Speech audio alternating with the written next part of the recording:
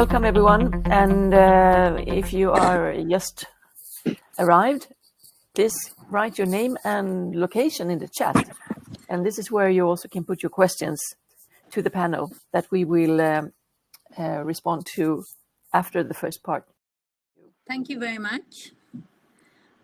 My name is Caroline, and I work since 2 years for Engineers Without Borders in Sweden.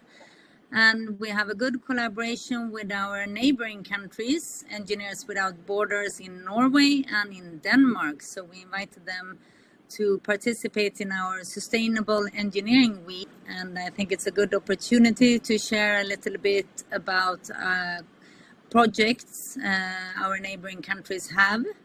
So I would like to welcome Marianne Nilsen Sturmair, who is the Secretary General of Engineers Without Borders in Norway. And we also have Peter Horne Zartsdahl, who is the Secretary General of Engineers Without Borders in Denmark. Marianne has been working for a humanitarian organization and also in the private sector for many years and has a long experience from both sectors. And Peter has quite an extensive background within crisis management and been working a lot in Africa. So I will now leave the floor to one and each of you, so you can briefly introduce your organizations and share what humanitarian engineering means to you and your work. Would you like to start, Marianne? Thank you. Yes, ladies first, right? Yes. Very nice to be here, and thank you for the invitation to gather us all together. I think it's a great initiative. Let me just start by saying that. So humanitarian engineering, EWB Norway, we were founded in 2011. So I believe we are the youngest of our EWB Scandinavian sister organizations. And it was a group of dedicated engineers. They had been traveling a lot around the world, seeing that there is many things that can be solved if you have the right competence and skills. And they wanted to make their contribution to a better, more sustainable world. And I think that is exactly what humanitarian engineering means to us. We work to deliver critical infrastructure to underserved communities. We work to engage, inspire, and unite people to build sustainable communities. And collaboration is at the heart of everything we do. We collaborate with local partners, very, very important, and also with INGOs, or international non-governmental organizations. And I really believe that humanitarian engineering is needed in order to take the right steps in the direction of a more just and sustainable world. Thank you so much, Marianne. I'm happy to hear that we share common values. So, Peter, it would be good to hear a little bit about your work in Denmark as well. Absolutely. Thank you. Happy to. Engineers Without Borders Denmark is from 2001. It's pretty much the same story, a group of engineers around the kitchen table wanting to make a difference. Originally, our main mode of work was support to Doctors Without Borders in terms of providing infrastructure for young projects or for new facilities there. They professionalized in a different direction, and they have that sort of sorted out now. And for many years, from I would say around 2012 and onwards, Engineers Without Borders Denmark has served more as an intermediary organization, working very much on the development side and very much on the capacity building of local CSO partners. Part of what the board asked me to do, I started out as Secretary General just last year in April, was to get back to some of our emergency preparedness and some of our response capabilities. So we've done that in 24. And this is not new for the organization, but we've had a period of being very much focused on development assistance and capacity building, where now we try to get back to doing both. So we have engagements that are long-term projects from 1.5 to 3 years, always working with local civil society partners and focusing a lot on capacity building.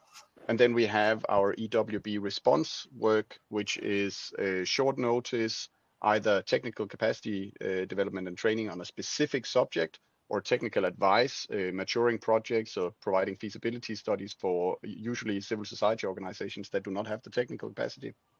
And then emergency support. For us, when we talk about the humanitarian engineering, it's very much in the response pillar, and a lot of the work we do there is actually partner with larger humanitarian organizations like the Red Cross, like Danish Church Aid, and so on, that has larger humanitarian programming and projects, where we then do what we do best, which is to provide the technical support in terms of our volunteers. We have in Denmark 1,400 members and about 150 active volunteers any given year. Thank you so much, Peter. So it's very interesting to learn more about how you work in both Norway and Denmark. We're here, we thought we selected two different projects. One, EWB Norway is working with a humanitarian support project in Gaza, and Denmark has recently started humanitarian reconstruction work in Ukraine. So I thought maybe, Marianne, you could start to tell us about your humanitarian support project you have in Gaza, and a bit about infrastructure challenges, and actually also how you decided to intervene in Gaza. Yeah, thanks for that. Just to start off with, I think it's important to say that we don't normally work in conflict zones. This is the second time that EWB Norway has engaged in a crisis area. As an organization, we're not really set up to send volunteers to critical areas. It's more focused on long-term partnerships with local organizations and technical support to large organizations. But that being said, when we do have the network and when we do have local partners that we can support and work through, then we also do our utmost to support people in crisis and to contribute both with the knowledge and with the funding. And I also think it really has a value that people in crisis see the support from the outside world and experience that they are not forgotten. So on Gaza now, there is a water crisis, there is a power crisis, there is an environmental crisis. It's 90% of the infrastructure has been destroyed. I don't know if you can imagine what that would look like in Sweden or Denmark or Norway if 90% of our infrastructure just didn't exist anymore. Only 3% of the water is safe to drink. The groundwater is contaminated. Wastewater treatment plants has been destroyed. There's an enormous health crisis coming out of this. Children are particularly vulnerable to diseases that wouldn't normally kill people, but that do in these circumstances. The power supply has been crippled. Close to 80% of the building mass has been destroyed. There is no waste management existing at all, so massive contamination of both water and environment. So the big picture is pretty bleak. Though there is a fragile ceasefire now in place, it's also massive efforts required. And I think our interventions is not the biggest, but we are really grateful for being able to make a contribution at all and to alleviate some of the immense suffering that we are seeing. So we started what we call in Norwegian ingeniørdugnad. It's a very, very Norwegian word. Dugnad, it means everybody pull together and everybody chip in and let's make something happen, basically. So together with the local partners, we have rehabilitated solar-powered wells. We have installed solar panels for light, and also super simple things like being able to charge your cell phone, being able to keep contact with the outside world. And it's basically been whatever has been possible to accomplish with the partners that we have and with the funds that we have managed to raise. We have also joined an initiative that's called Jump Starting Hope in Gaza. It's led by a Palestinian organization, Damour for Community Development, and it's supported by the Israeli Arava Institute for Environmental Studies. This is a coalition that's working on decentralized solutions for WASH, meaning water, sanitation, and hygiene, and also decentralized solutions for energy, solar power, and integrated systems. And this is actually, it would make it possible to address the immediate humanitarian needs while also being crucial for future development. So yeah, if funded, then immediate actions would include installation and training on collapsible water tanks, mobile wastewater treatment units, desalination pumps, solar panels, battery packs, off-grid networks. There's lots that can be done given access and funds. It's very impressive to hear and interesting to learn more about emergency response of this kind. It's, as you say, it's hard to imagine the crisis they are suffering in Ukraine and also in Gaza. Peter, could you tell us a little bit about your humanitarian reconstruction work you work with in Ukraine, and what are the main objectives of the initiative and the unique challenges you encounter in doing reconstruction work in a conflict zone? Yes, absolutely. We started out the engagement in Ukraine as part of our response efforts in August last year, and have had a number of smaller missions deploy. I think one of the most important things is the same as Marianne said. When you have a community this exposed, the main thing that we do is actually show presence and share terms. I think when I look at the requests from the donors, of course, many of our engagements, there is a technical aspect. There is the rehabilitation of water, of sanitation, of power supply, of heating supply, and so on. But when I look at the Ukrainian communities we work in, the main contribution from their perspective is actually the fact that someone shows up and is a volunteer on ground contributing in their daily lives. The value of that is bigger than any technical achievement of the engagement when I speak to our Ukrainian partners. That being said, our main focus for the response support is on rehabilitation of the civilian infrastructure. One part is the repairs and reconstruction that needs to take place. Another part is that with the continuous, and I think I can say this quite clearly, Russia very deliberately targets civilian infrastructure. We see that every day in our work there in order to make the situation uncomfortable for the civilian population. And with a large part of the males of a fighting age being at the front lines, there isn't a lot of engineers and technical personnel left in the supply companies, left in the supply sector, left in the city administration, for instance, in Mykolaiv, where we do a lot of work. And that means that that's where we can step in. That's quite different from where we've been working before, but a large part of the contributions that our volunteers give is to help their Ukrainian partners, either because they are retirees that have been called back into work, who were trained back in the 1950s often, that needs to be requalified for some of the newly donated material or installations, or it's trying to sort of provide ideas for future reconstruction. So when you're doing emergency repairs now, in Mykolaiv city, for instance, there are 30 leakages per day in the water supply system. When you're repairing those, can you take steps now that put you in a better situation for future reconstruction, both in terms of sustainability choices, in terms of technical choices, and so on. So that's a large part of it. And then secondarily, we do a lot of support to the other humanitarian actors, specifically focused on technical assistance. So the Danish Red Cross has worked with Ukrainian Red Cross for new boreholes for water with reverse osmosis systems, and we have a hydrologist that visits with them and checks the installation. Yeah. So both projects, both in Gaza and Ukraine, are actually working with a lot of repairs and reconstruction.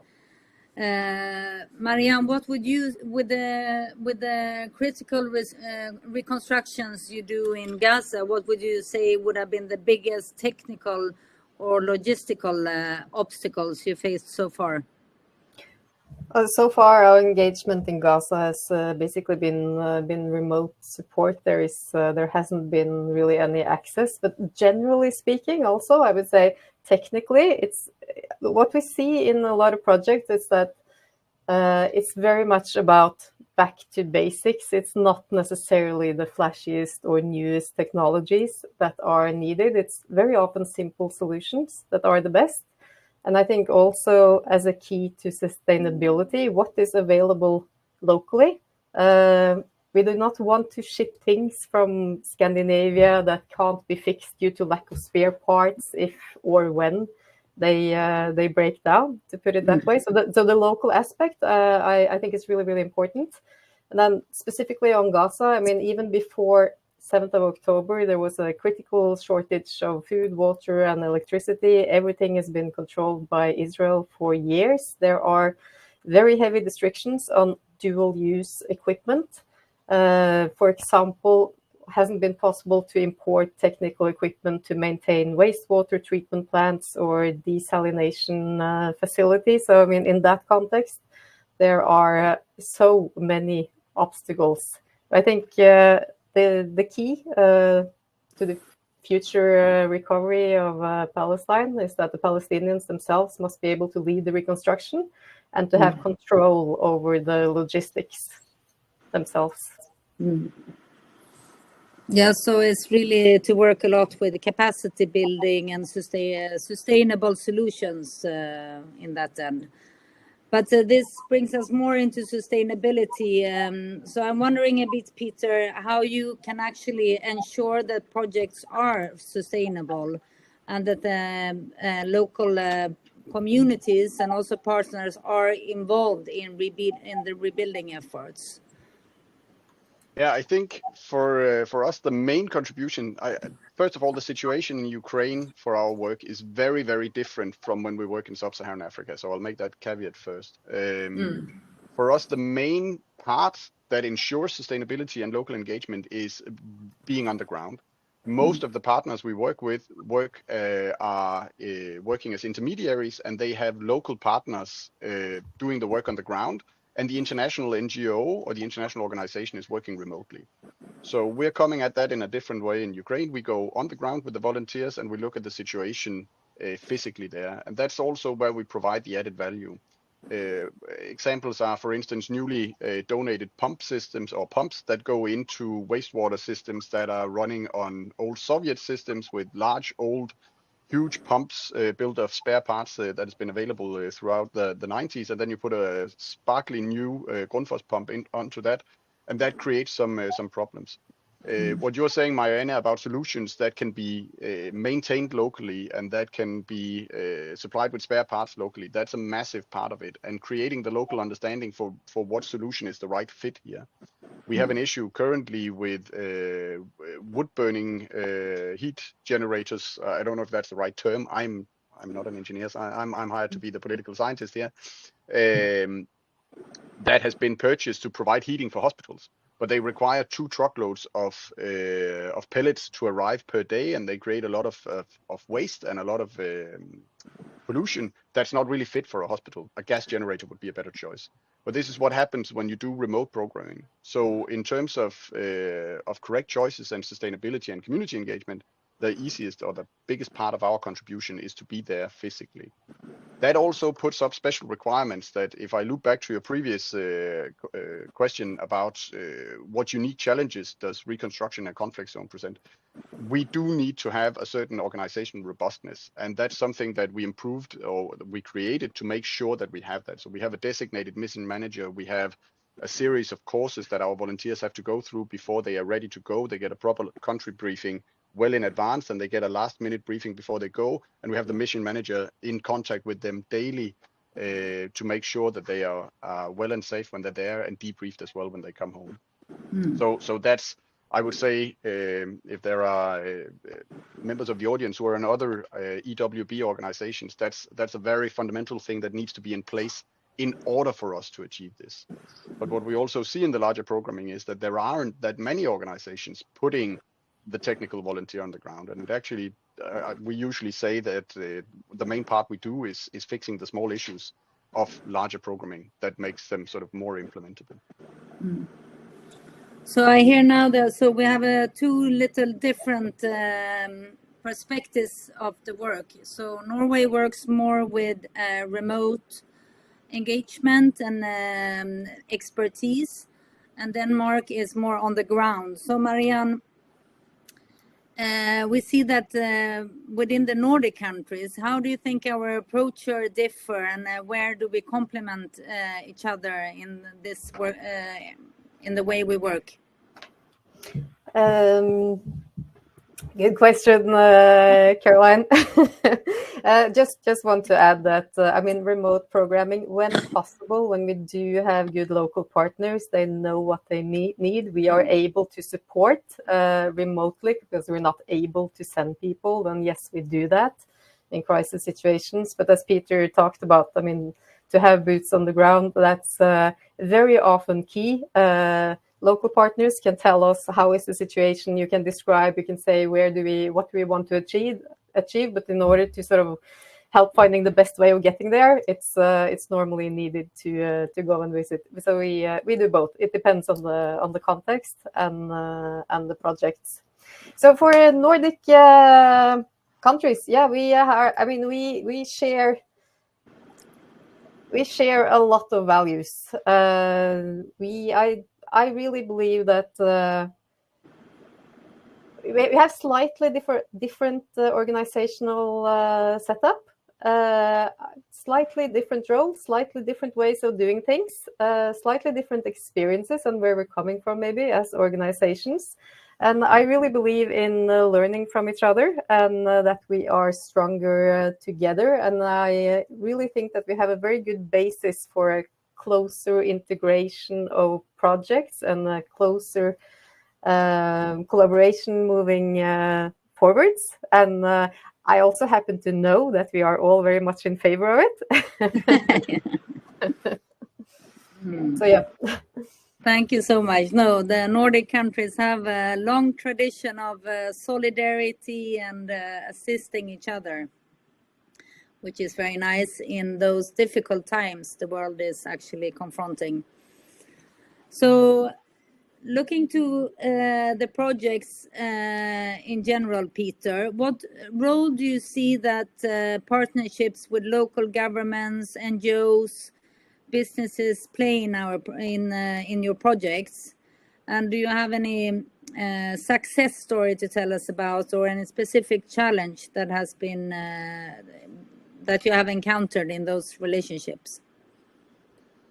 Yes, absolutely. And I will supplement what Marianne was saying. The caveat I made in the beginning is important because we do remote programming as well. When we have a partner, like you were saying, Marianne, who understands what they need and can ask the right question. The challenge we face in Ukraine is that those with those competences are very often active on the front lines. So we are finding partners that are operating in a very well-equipped system and in quite complex systems also when we're talking about civilian infrastructure in a city in Ukraine. That's quite different from many of the other places we work, but where a large proportion of the workforce is simply not there.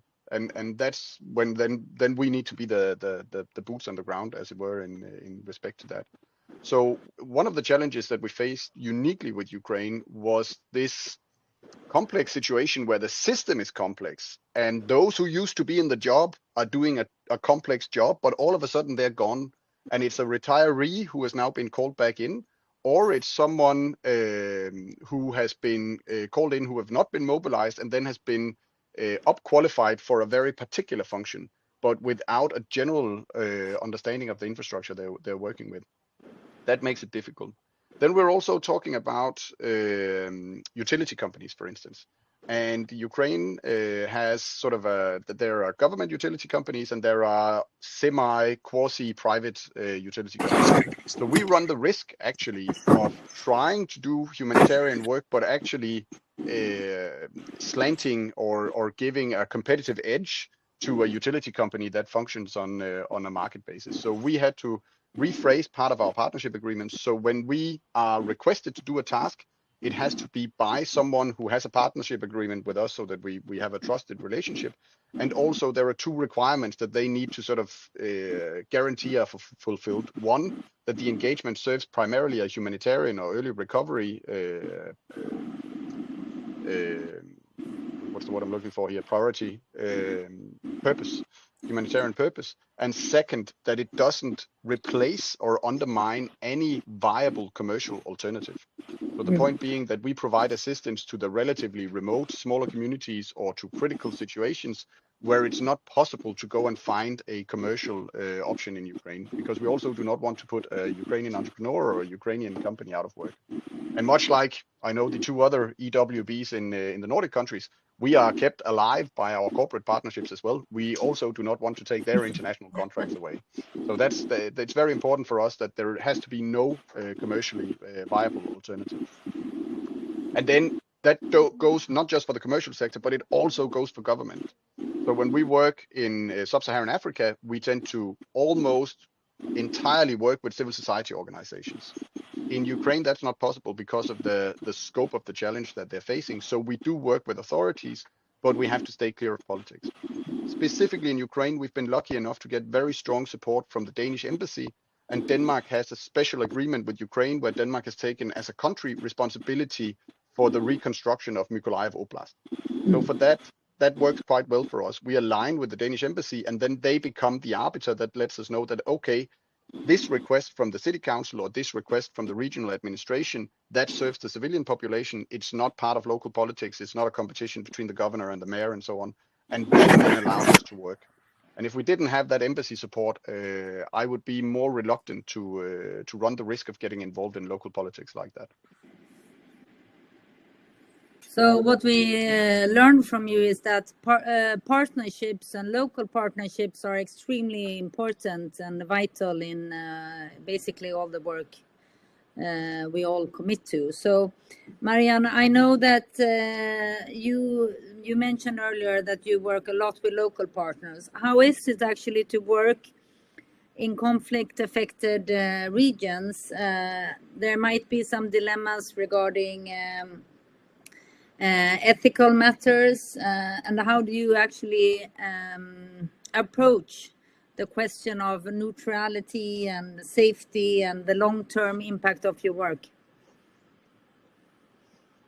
Yeah, so let me start by neutrality. It's I find it to be quite often a bit of a misunderstood concept. I mean, to be neutral is not, neutrality does not mean to be neutral to suffering or to be neutral to what's happening in the world. And I think that goes for all of us, that to side with the United Nations and international law is fairly uncontroversial.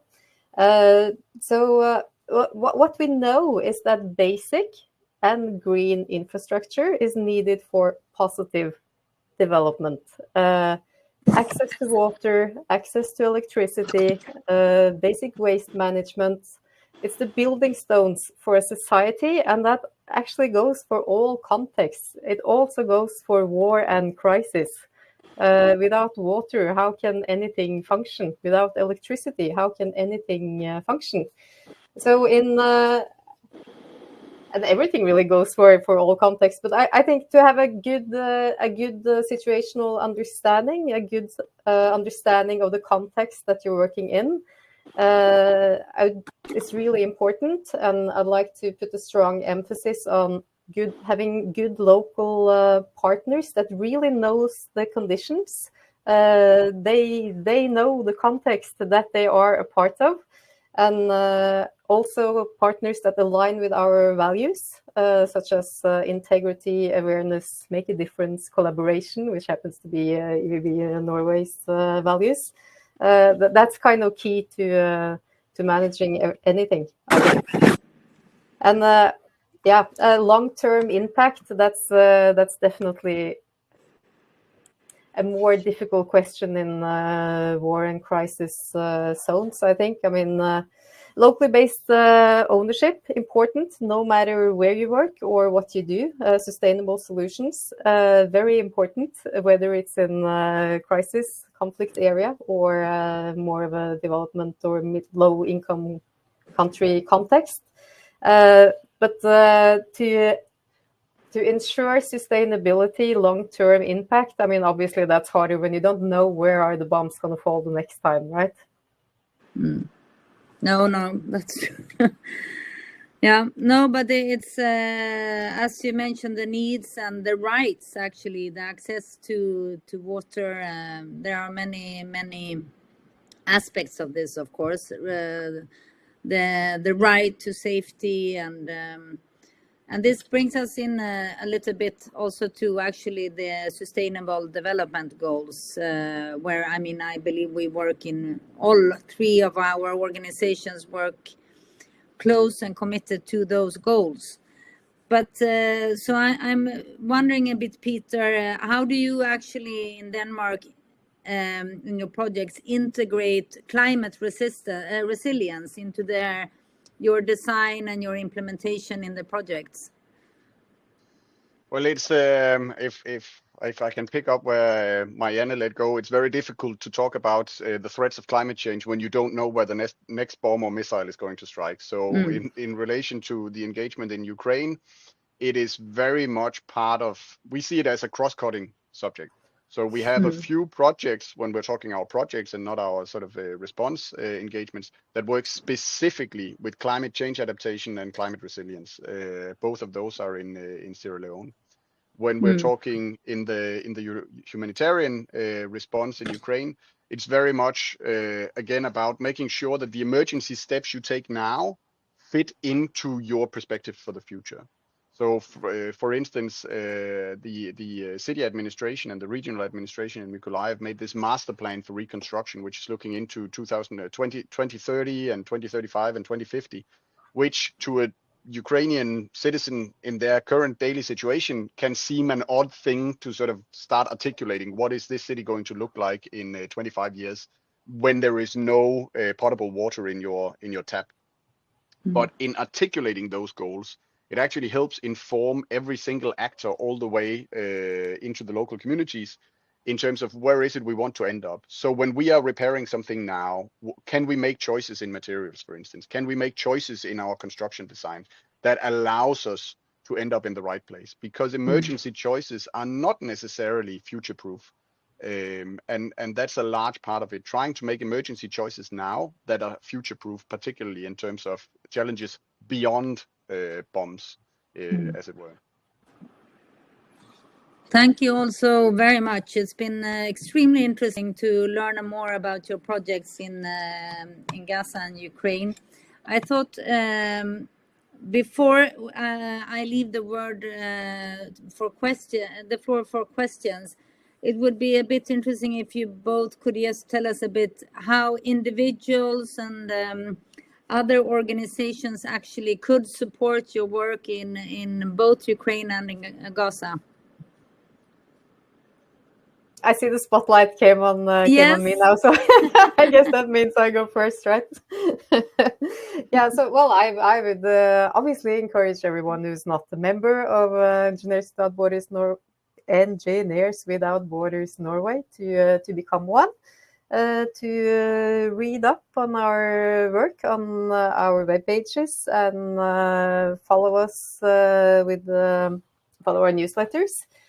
That's kind of a good introduction into the organizations. We do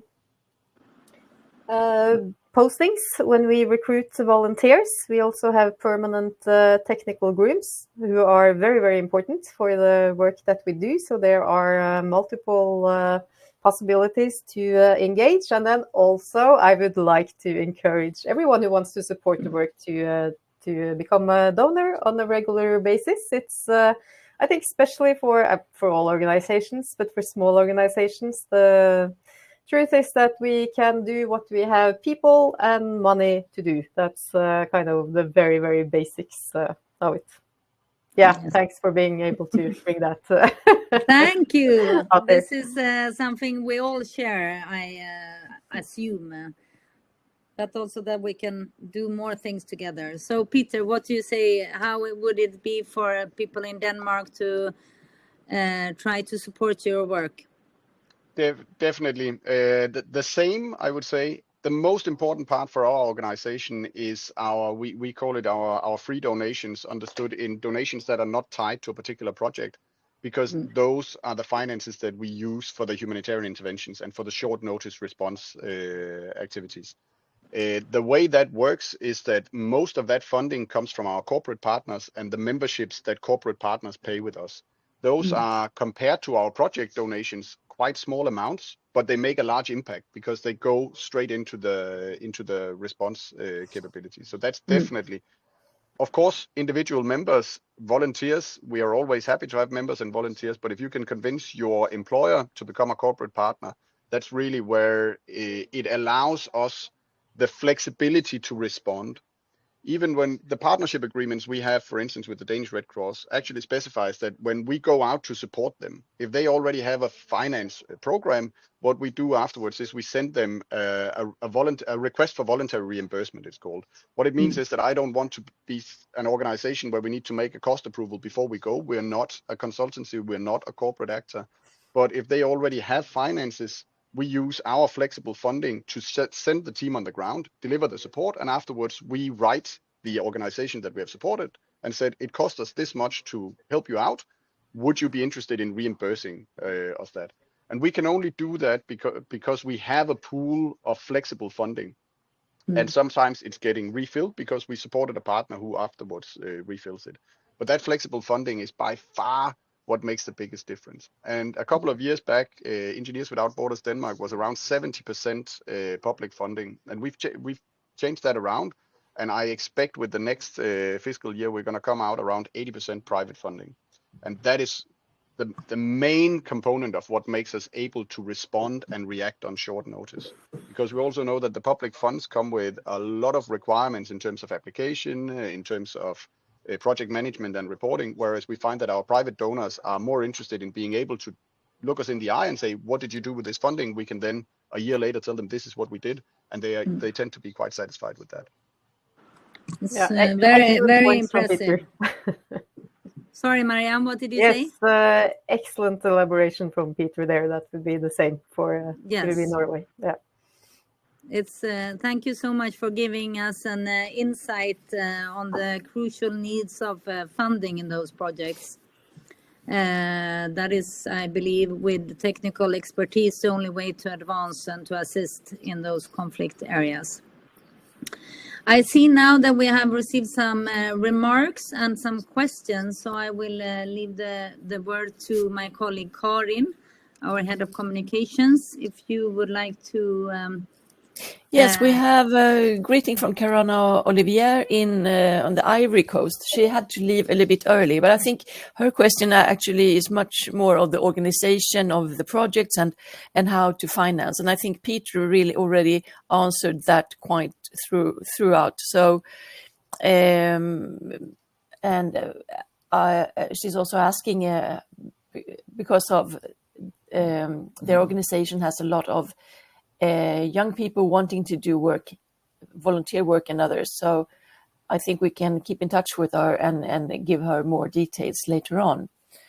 I'm moving down. Viv Zakaria from EWB Sweden would like to learn something more from Peter about the projects in Sub-Sahara.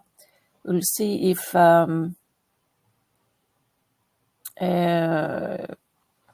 yes, and we also have a comment from Sarah Ben Halal from EWB Norway, saying that after doing the basic infrastructure, it's important also continue after water and electricity with agriculture, health, buildings, schools, children's playgrounds, and so on. So it's not really a question; it's more like a comment.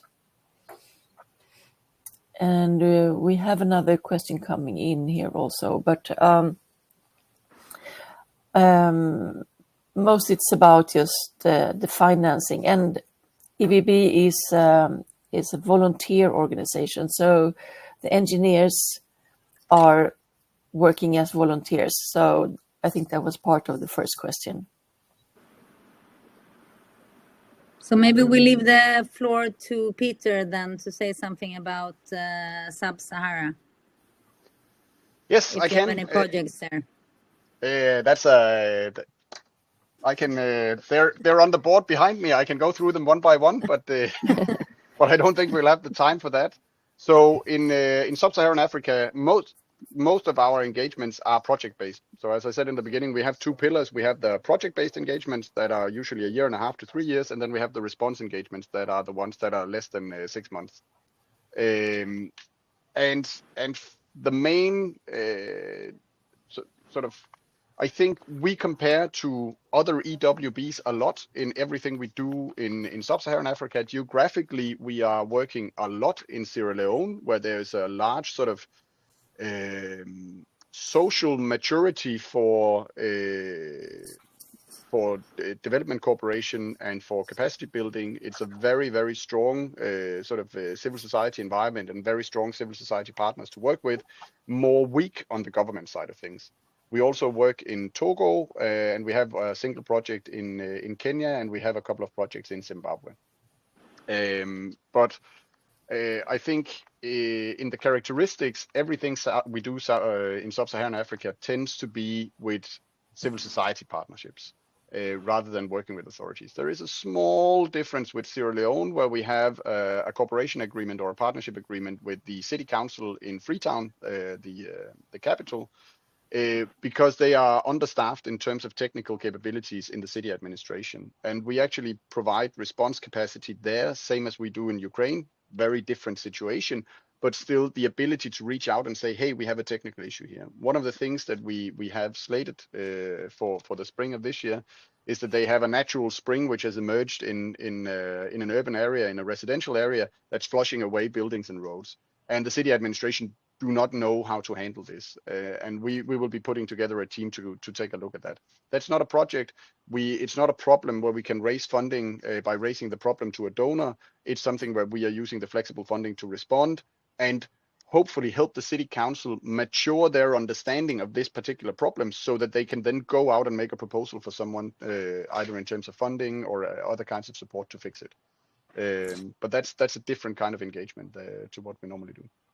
I see one comment here in the chat is how you deal with corruption, and I guess this is something that is actually relevant for all conflict zones and in many different circumstances of countries. Would you like to just comment on that as well, Peter?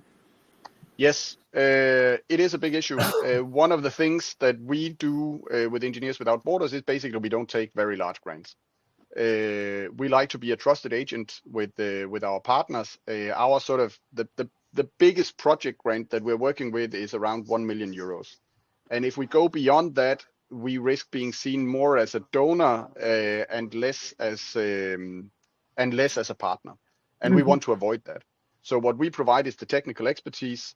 And then when we set down a project, when we're running projects where the finances are being directed to the partner, we have financial controllers in the projects. We have quite strict regulations, both from the donors, particularly the public donors, but also from our own modus of working. So we have monthly and quarterly financial reviews, and we spend a lot of time, again, going on the ground and doing vetting of our partners.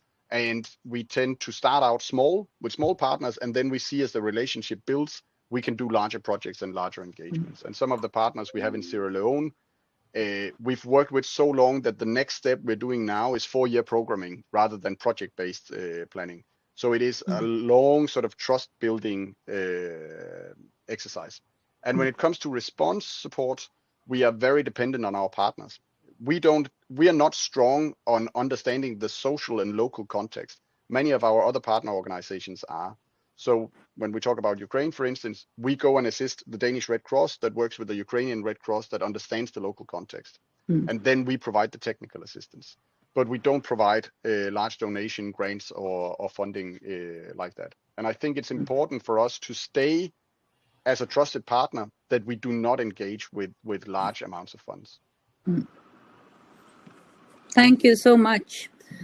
I think this sort of wraps up our interesting discussion with our sister countries here in the Nordics, and given a bit of a Nordic perspective as well during our Sustainable Engineering Week. I would really like to thank you, Marianne and Peter, for being here with us. And to our audience, I would like to say that we have a few more interesting seminars coming up this week. You can find it here. I'll send the link in the chat if you want to participate in other events. And really, thank you so much. And Marianne and Peter, would you like to say something to end today's seminar? Just like to thank you for the invitation. Very nice initiative, and thank you everyone that's shown up for the interest. Yes, absolutely. Thank you all. I think the short version from me was we should do this more often, because for the benefit of the audience, actually Caroline and Marianne and myself have monthly meetings and discussions among EWB, Sweden, Norway and Denmark. We're waiting for you, Finland, if you're there in the audience. But because we do share a lot of values, and also because our members and volunteers share a lot of work and corporate background, I think that's a very natural environment to work in, and we appreciate it a lot. I also saw there was one question coming in the chat about how you can adapt university education to sort of prepare students for humanitarian engineering. I cannot answer that in 30 seconds, but I think it's a really good question. And we do a lot from EWB Denmark at the moment in our university engagement to support the universities, also in giving cases, in giving challenges, being part of their innovation trainings and stuff like that. So we've recently been doing a lot as a side by side with corporate partners that the university finds elsewhere. And I think that is quite interesting for the students that may have this interest in the future. So thank you very much, Caroline and EWB Sweden, for the invitation. Thank you so much. Thank you very much. Bye. Thank you, and thank you so much for coming, everyone.